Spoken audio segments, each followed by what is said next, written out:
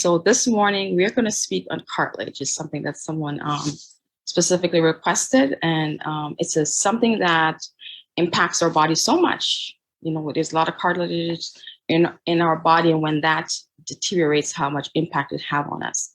So we're going to touch on that a little bit this morning. So if I can have permission to share my screen as I pray.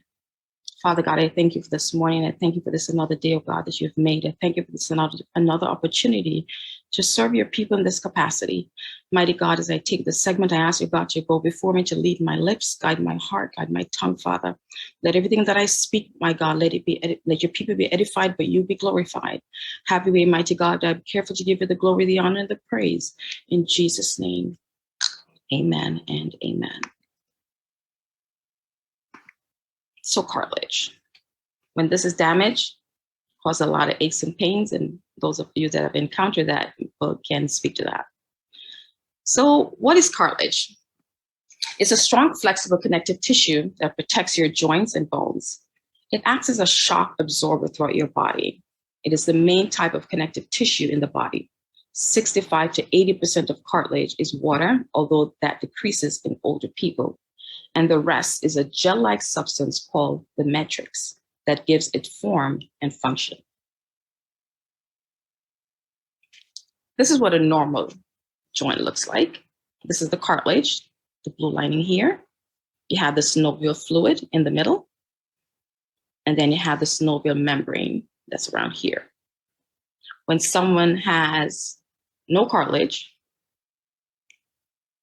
it's all eroded. If you look here, the cartilage is all eroded. So now you have, you have bone against bone hitting, and the bone ends start to rub together. And that's how they start diagnosing them with what's called osteoarthritis. This is, again, it's a healthy knee, and this is an unhealthy knee. The cartilage is degenerated. And you see here, we're hitting a lot of bone against bone. It becomes very painful for that individual. What does cartilage do? It protects your bones and joints again. It surrounds the ends of your bones and cushions the spaces in your joints where bones meet. Cartilage has 3 jobs. It absorbs shock, it reduces friction, and it supports the structure of your body. Other things that cartilage does, cartilage also is the main tissue in some parts of your body, including your nose, your ears, and your trachea, your windpipe. Again, here's some more photos of the bone, healthy bone, nice, beautiful cartilage here, lining everything, synovial fluid again, and this is a healthy knee, and this is how, when the hypertrophy and spurring of bone and erosion of cartilage occurs in someone's knee. So this person's, of course, going to need to see the orthopedic doctor, for sure. Symptoms. Patients with damage to the cartilage in a joint, articular cartilage damage, will experience inflammation. The area swells, becomes warmer than other parts of the body, and is tender, sore, and painful. Stiffness. You may get up and have a hard time moving at first. They have limitation in their range. So as the damage progresses, the affected limb will not move as freely and as easily. Articular cartilage damage most commonly occurs in the knee, but the elbow, wrist, ankle, shoulder, and hip joint can also be affected. In severe cases, a piece of cartilage can break off and the joint can become locked. This can lead to hemarthrosis, bleeding in the joint. The area may become blotchy and have a bruised appearance. What are the risk factors? Age. Cartilage naturally deteriorates with age. Weight. Being overweight puts additional stress on the cartilage, joints, and bones.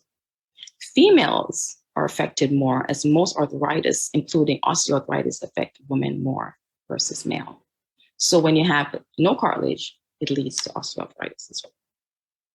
Occupation, such as construction, farming, cleaning, and retail. Individuals in these occupations use their body more rigorously, resulting in more wear and tear on their joints.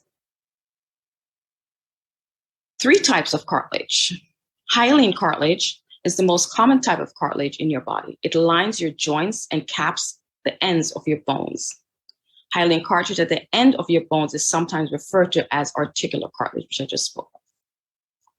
Hyaline cartilage locations in your body include at the end of bones form joints, between your ribs, and in your nasal passage.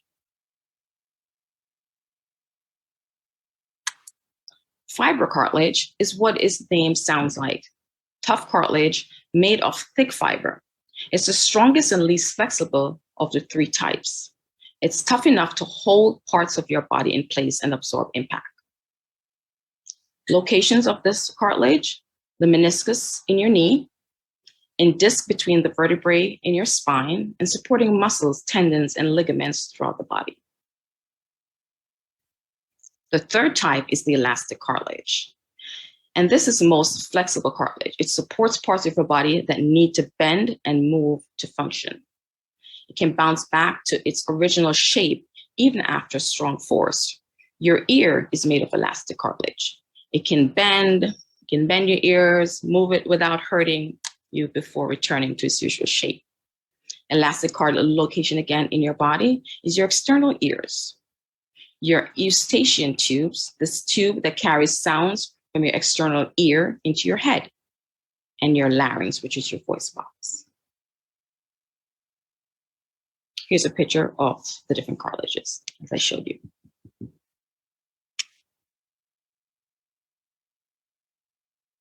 What common conditions affects cartilages? The most common condition issues that affect your cartilage includes injuries. So sport injuries or the traumas can damage or tear cartilage. Some of the most common sports injuries like torn meniscus or a separated shoulder can damage the cartilage in your joints also. Osteoarthritis is the most common type of arthritis. In fact, 80% of adults that 55 have some amount of it. As you age, the cartilage in your joints can break down. Eventually, this can lead to pain and inflammation in your joints because there's not as much cushioning and lubrication as there used to be. Herniated disc is also one. Tests that your doctor may do. Your healthcare provider usually won't check your cartilage on its own. Instead, they'll perform a physical exam to feel for damage or to diagnose your symptoms, or will use imaging tests to see inside your body, which includes X-rays, MRI, and a CAT scan. Treatments done for cartilage. How your injured cartilage is treated depends on where in your body it is and how it was damaged. Usually, if you tear or rupture cartilage, you'll also hurt other parts near it. Your provider or surgeon will focus on treating your whole injury, which will involve the cartilage. Some cartilage injuries heal on their own with rest and time, but others require surgery. Because cartilage is a vascular and medical term, meaning it doesn't directly receive blood flow, it usually takes longer to heal than other parts of your body. Other treatments: conservative treatment. Some patients respond well to conservative treatments, which can include special exercises, NSAIDs, which are anti-inflammatory drugs, and sometimes steroids injection. You hear some people say that they're going to get a steroid injection. And for a lot of people, that also helps and works well for them. Exercises may include physical therapy or a program the patient can do at home. If the damage is not extensive, this may be all the patient needs. Surgery. Patients who do not respond to conservative treatment will need surgery. There are several surgical options depending on a number of factors, which include the age and activity level of the patient, how big the lesion is, and how long also the injuries happen. Debridement, smoothing the damaged cartilage and removing loose edges to prevent it, and irritating the parts of the body, preventing pain and irritation to the body. The procedure is done using small arthroscopic instruments, such as a mechanical shaver. Marrow stimulation, mosaic-plasty, autologous chondrocyte implantation is also another treatment option. How do I care for my cartilage? General healthy habits will help your cartilage and the structures it supports. Work like it should, including exercising regularly, maintaining a healthy weight, not smoking or using tobacco products. If you're recovering from an injury, you want to follow your provider or surgeon's instructions to help your body heal.